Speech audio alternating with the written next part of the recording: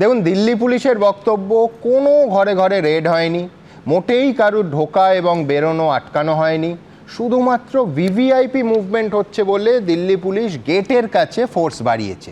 তৃণমূল বলছে ওসব জানি না। বঙ্গভবনে কেন দিল্লি পুলিশ ঢুকবে, এর অবশ্য একটা ইতিহাস আছে, আমি এই অনুষ্ঠানে পরে একেবারে সন তারিখ দিয়ে সে কথায় আসবো। কিন্তু পরবর্তী বক্তা অরূপ চক্রবর্তী নিঃসন্দেহে এই প্রশ্নেরও জবাব দেবে যে কেন্দ্রীয় এজেন্সির কোনো বেসরকারি অফিসে যখন রেড করছে তখন কলকাতা পুলিশ আর রাজ্য পুলিশ সেই ঘটনাস্থলে কেন ঢুকবে।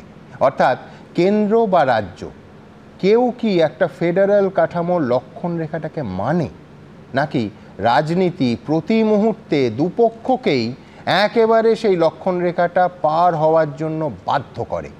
যদি মানতো তাহলে দুদিন অন্তর ওই কেন্দ্রীয় এজেন্সি আর রাজ্য পুলিশের কুস্তি তো আমাদের দেখতে হতো না।